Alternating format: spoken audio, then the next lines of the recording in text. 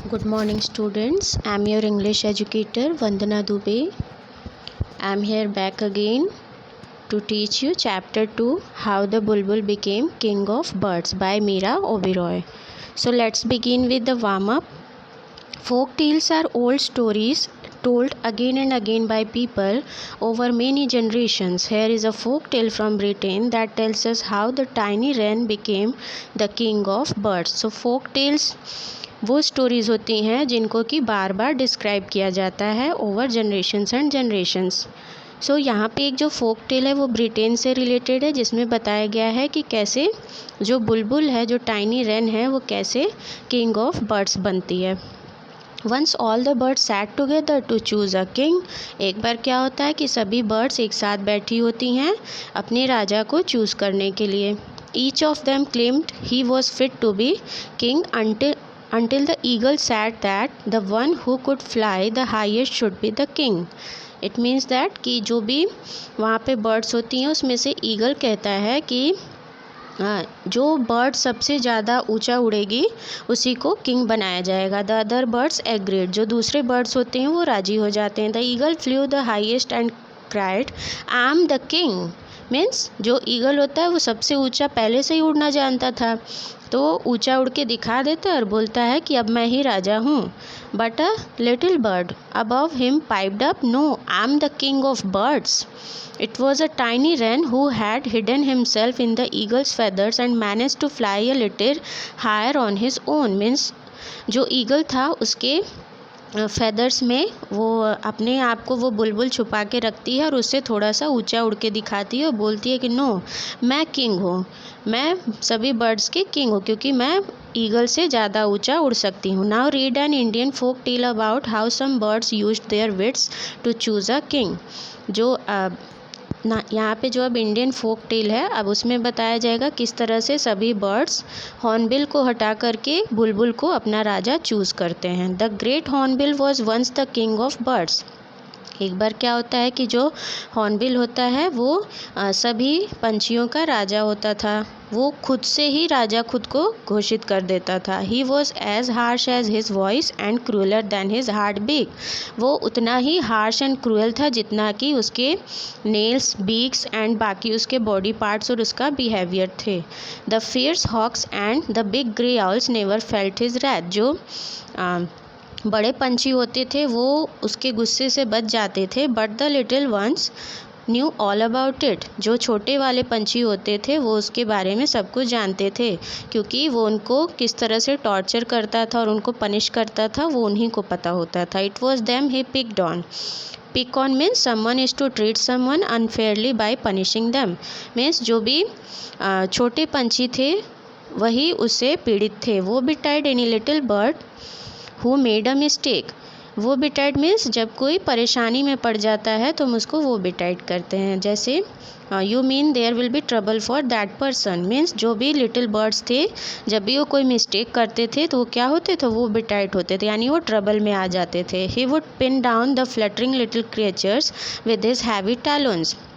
जितने भी छोटे पंछी थे या क्रिएचर्स थे उनको वो क्या करता था, अपने भारी भरकम नाखूनों से, टैलोन्स मीन्स लॉन्ग शार्प नेल्स, जो उसके नेल्स होते थे वो उनसे उनको मार डालता था। And with the swift slash of his massive beak tear the tiny thing open.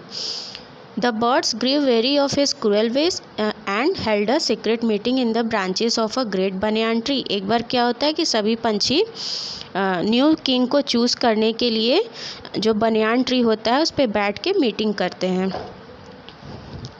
We must get another king said the grey owl. जो ग्रे आउल होता है वो क्या बोलता है कि अब हमें एक नया राजा चूज़ करना चाहिए।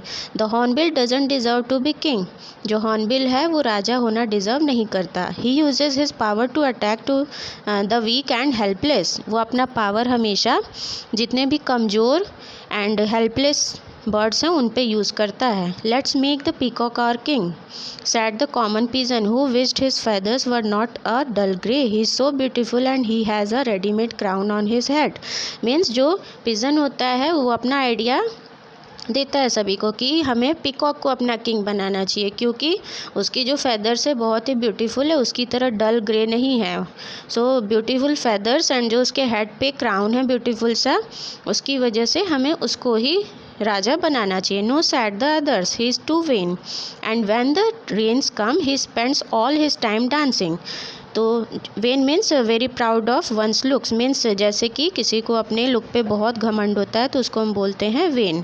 सो जो दूसरे होते हैं कि नहीं, उसे अपने आप पे बहुत घमंड है, हम उसे अपना राजा नहीं बना सकते हैं, क्योंकि जब रेन आता है, रेनफॉल होती है, तो वो हमेशा अपना टाइम पूरा डांस करने में ही स्पेंड कर देता है। What about the goose sad the sparrow, जो स्पैरो बोलता है कि आप लोगों का गूस के बारे में क्या आइडिया है।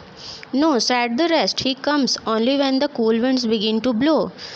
जो दूसरे होते हैं बोलते हैं नो, वो हमारा राजा नहीं हो सकता, क्योंकि जब कूल विंड्स आती हैं तो वो आता है, अपेयर हो जाता है, और फिर जैसे ही वार्म वेदर होता है, वार्म विंड्स ब्लो करने लगती हैं, वैसे ही वो नॉर्थ साइड में चला जाता है। When the winds turn warm he will fly to the north and leave us behind, वो हमें पीछे छोड़ जाएगा। जब गर्मी का मौसम आएगा या गर्म हवाएं चलेंगी तो वो यहाँ पे हमारे साथ नहीं होगा।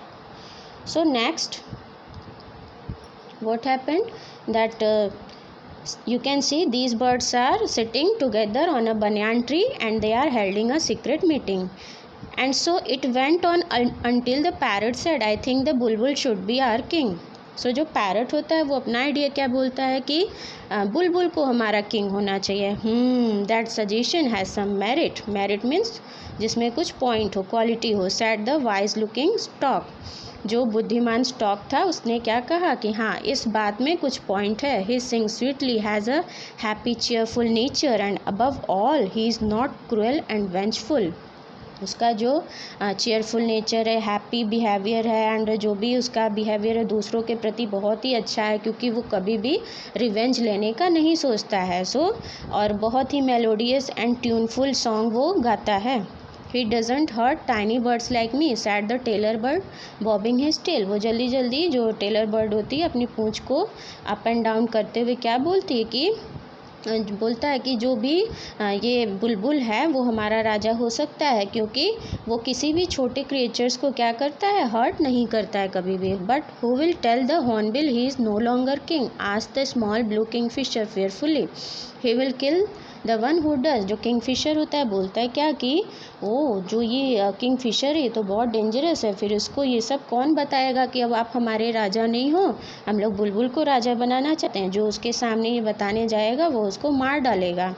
I have an idea, sad the brown would owl, जो ब्राउन आउल होता है वो क्या बोलता है कि मेरे पास एक आइडिया है, but I will need your help. He said to the woodpecker, जो वुड पेकर होता है उससे बोलता है आउल कि मुझे आपका हेल्प चाहिए उसको ये सब बताने में। In low whispers he told the birds his plan and all agreed it was excellent.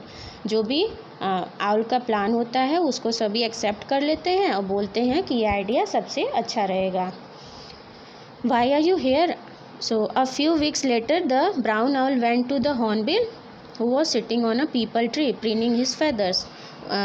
कुछ हफ्तों बाद जो है वो आउल, ब्राउन आउल जो होता है वो जाता है और बोलता है क्या कि जो वो पीपल ट्री पे हॉर्नबिल बैठा हुआ रहता है उससे बातचीत करना स्टार्ट करता है। Why are you here? Asked the hornbill, are not you suppose to be asleep? Means जो हॉर्नबिल होता है पूछता है कि आप यहाँ क्या कर रहे हो, क्या आपको सोना नहीं है, आपको अपना काम नहीं करना है? Why are you here? He was surprised. So, Your Majesty, the birds want to put you to a rest just to remind themselves how worthy you are. The owl said with a bow. Bow means थोड़ा सा झुक के सम्मानपूर्वक उसने कहा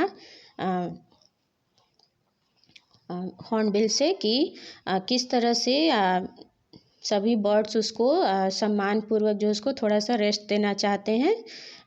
The owl said with a bow, and when you pass, everyone will know you are the rightful king of the birds.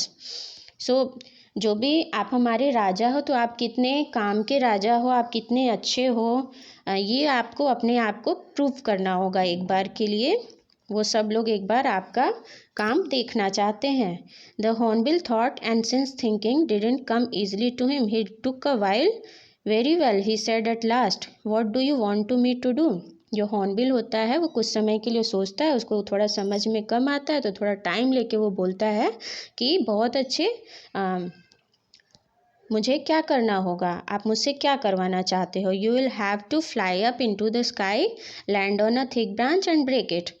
तो जो owl होता है उसको क्या बोलता है कि आपको थोड़ा सा आकाश में ऊंचा उड़ना होगा और फिर उसके बाद एक मोटे से ब्रांच पे उस पर मारते हुए अपने पैरों से और पंखों से उसको ब्रेक करना होगा। However does that will be the king of birds, the owl told him, adding silkily, you have no serious competition, you are bound to win. अब जो आउल था, अगर वो कहता कि नहीं आपको तोड़ना ही तोड़ना है, आपके अलावा और भी बर्ड्स इसको तोड़ सकते हैं, तो वो परेशानी में पड़ सकता था। तो इसलिए उसने क्या कहा कि योर मैजेस्टी, आप जो है जीत आपकी पक्की है, क्योंकि एक आप ही पावरफुल बर्ड हो जो कि उस ब्रांच को क्या कर सकते हो, तोड़ सकते हो। और यहाँ पे और कोई है ही नहीं इस कंपटीशन में, कोई भी सीरियसली इसमें पार्ट नहीं कर सकता, कोई भी आपके जितना उड़ नहीं सकता और कोई भी आप जितना पावरफुल नहीं है। They flew to clearing where the birds were all gathered, दोनों साथ में उड़ जाते हैं। कौन कौन? Brown owl and hornbill. Which branch do you want me to break, asked the hornbill, hurry up, I don't have all day. जो hornbill होता है उसको अपने आप पे बहुत घमंड रहता है, इसलिए अपने पावर को घमंड में दिखाते हुए बोलता है कि आप जल्दी से बताओ कि मुझे कौन सा ब्रांच तोड़ना है और मैं उसको जल्दी से तोड़ूंगा, मेरे पास पूरे दिन का समय नहीं है। That one, said the owl, pointing to a thick branch on a huge silk cotton tree. एक जो कॉटन का ट्री होता है उसकी तरफ पॉइंट आउट करते हुए बोलता है कि यही